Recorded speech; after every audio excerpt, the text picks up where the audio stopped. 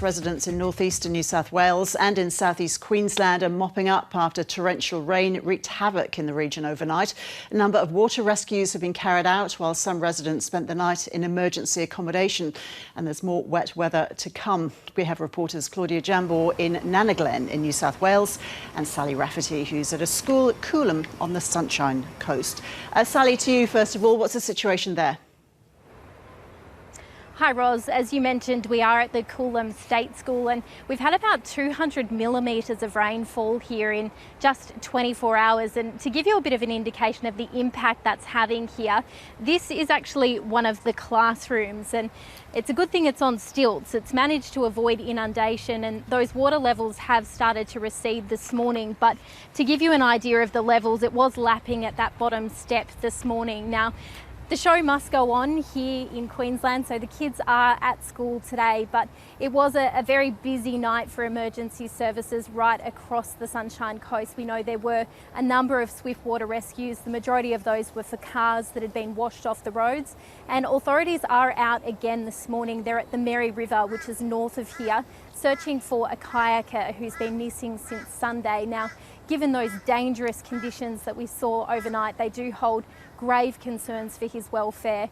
And it wasn't the only drama that was unfolding here on the Sunshine Coast overnight. We had the opportunity to catch up with some residents in Mount Coolum this morning. There was a unit complex that had about 10 residents evacuated overnight, and a number of people lost their cars in that incident.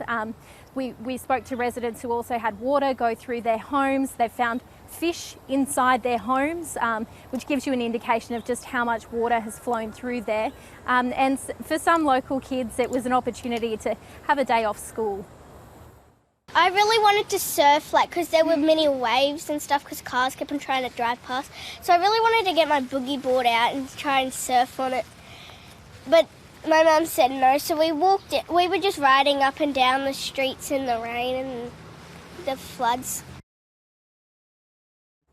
And Sally, the forecast isn't too good. More rain to come. That's right, Ros. Much to the disappointment of many people on the Sunshine Coast, the initial forecasts today were looking a little more promising, that those showers may be likely to dissipate, but the latest update from the Bureau suggests that we could receive up to 90 millimetres of rain here again. So for these areas that are already completely sodden from downpours, it's certainly not out of the woods, and it's going to be a long, busy day ahead.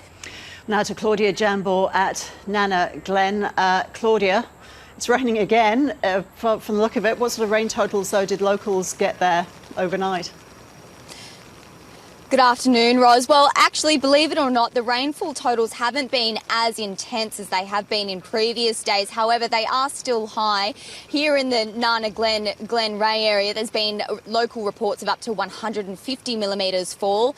In Coffs Harbour and to the north of Coffs Harbour at Woolgoolga, we've seen about 100 millimetres fall, and similar totals out at Bellingen as well. Now, there is a major flood warning in place for the Orara River at Cootes Crossing, and as you can see behind me, there is moderate flooding right throughout the Glen and Glen Ray areas at the moment, which is causing havoc, closing roads and bridges. As you can see here, there's about 8 cars lined up behind me with locals and residents trying to get back to their homes after working in town today. So it's causing a lot of disruption to all sorts of services. So how are people preparing there for the next lot of rain?